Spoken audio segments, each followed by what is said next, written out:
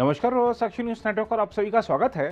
पिछले साल दिसंबर में जिस तरह तवांग में हुई झड़प को लेकर भारत और चीन के रिश्ते तनावपूर्ण हो गए थे, उसको देखते हुए यह सवाल उठता है कि नए साल में भारत और चीन के रिश्ते कैसे रहेंगे। इस बीच विदेश मंत्री एस जयशंकर ने कहा है कि चीन द्वारा वास्तविक नियंत्रण रेखा यानी LAC पर एक तरफा बदलाव किए जाने की किसी भी कोशिश से भारत सहमत नहीं होगा।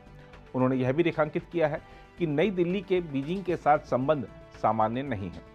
साथ ही उन्होंने कहा है कि चीन के साथ मुख्य मुद्दों से कोई समझौता नहीं किया जाएगा। हम आपको बता दें कि जयशंकर ने भूमध्य सागरीय देश की अपनी पहली आधिकारिक यात्रा के दौरान साइप्रस में भारतीय समुदाय को संबोधित करते हुए यह बात कही। इस दौरान उन्होंने पाकिस्तान पर परोक्ष रूप से हमला करते हुए यह भी कहा कि भारत को बातचीत की मेज पर लाने के लिए आतंकवाद को उपकरण के रूप में इस्तेमाल करने की अनुमति नहीं दी जा सकती। चीन के मुद्दे पर जयशंकर ने कहा कि भारत के सामने अपनी सीमाओं पर चुनौतियां हैं जो कोविड काल के दौरान तीव्र हो गईं। उन्होंने कहा, आज चीन के साथ हमारे संबंधों की स्थिति बहुत सामान्य नहीं है क्योंकि हम वास्तविक नियंत्रण रेखा को एक तरफा बदलने के किसी भी प्रयास के लिए कभी सहमत नहीं होंगे। जयशंकर ने अपने भाषण के दौरान पाकिस्तान के मुद्दे पर कहा कि कोई भी देश आतंकवाद से भारत जितना पीड़ित नहीं है। उन्होंने किसी देश का नाम लिए बगैर कहा, हम सभी के साथ अच्छे पड़ोसी संबंध चाहते हैं, लेकिन अच्छे पड़ोसी संबंधों का मतलब यह नहीं है कि आतंकवाद के मुद्दे को दरकिनार कर दिया जाए। उन्होंने कहा, आतंकवाद के मुद्दे पर हम बहुत स्पष्ट हैं। विदेश मंत्री ने कहा कि भारत को बातचीत की मेज पर लाने के लिए आतंकवाद को औजार के रूप में इस्तेमाल नहीं करने दिया जा सकता। जयशंकर ने कहा कि राष्ट्रीय सुरक्षा के क्षेत्र में मोदी सरकार की नीतियों और प्रदर्शन से यह बहुत स्पष्ट है कि मुख्य मुद्दों पर कोई समझौता नहीं होगा। उन्होंने कहा, मैं कह सकता हूं कि इस समय दुनिया को भारत से बहुत उम्मीदें हैं क्योंकि आज हमें एक मजबूत अर्थव्यवस्था के रूप में देखा जाता है, एक ऐसे देश के रूप में देखा जाता है जो दुनिया के सामने मौजूद समस्याओं को हल करने में योगदान देगा। जयशंकर ने साथ ही संघर्ष को समाप्त करने के लिए रूस और यूक्रेन को साथ लाने के प्रधानमंत्री नरेंद्र मोदी के प्रयासों का जिक्र करते हुए कहा, हमें एक ऐसे देश के रूप में भी देखा जाता है जो स्वतंत्र है, जिसके पास जब खड़ा होना हो खड़े होने का साहस है।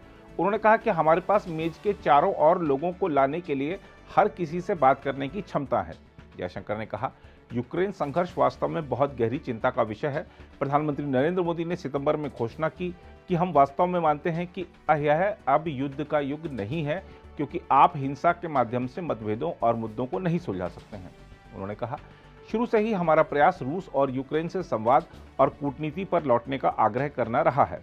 उन्होंने कहा कि प्रधानमंत्री ने खुद राष्ट्रपति व्लादिमीर पुतिन और राष्ट्रपति वोलोदिमीर जेलेंस्की के साथ कई मौकों पर बातचीत की है। जयशंकर ने कहा कि मैंने खुद रूस और यूक्रेन में मेरे सहयोगियों से बात की।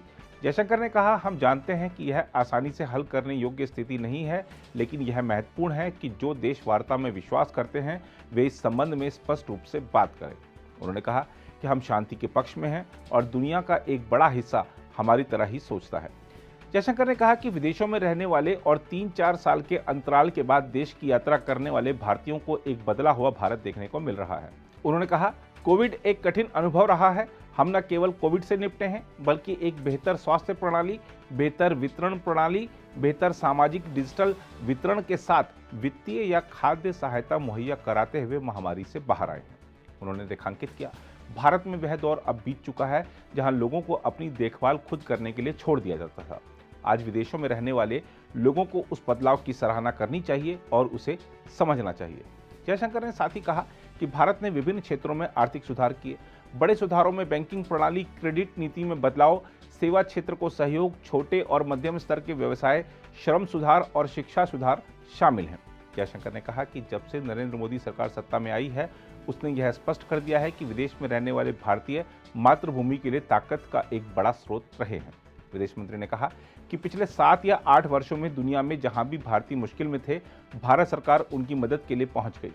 साइप्रस की अपनी पहली आधिकारिक यात्रा के अंतिम चरण में जयशंकर ने कहा कि भारत G20 की अध्यक्षता इस तरह संभालेगा कि दुनिया देश की विविधता को समझेगी और उसकी सराहना करेगी। गौरतलब है कि भारत ने 1 दिसंबर को औपचारिक रूप से G20 की अध्यक्षता ग्रहण की थी। अगर आप भी लेना चाहते हैं देश दुनिया की तमाम जानकारी तो आज ही सब्सक्राइब करें हमारे चैनल को।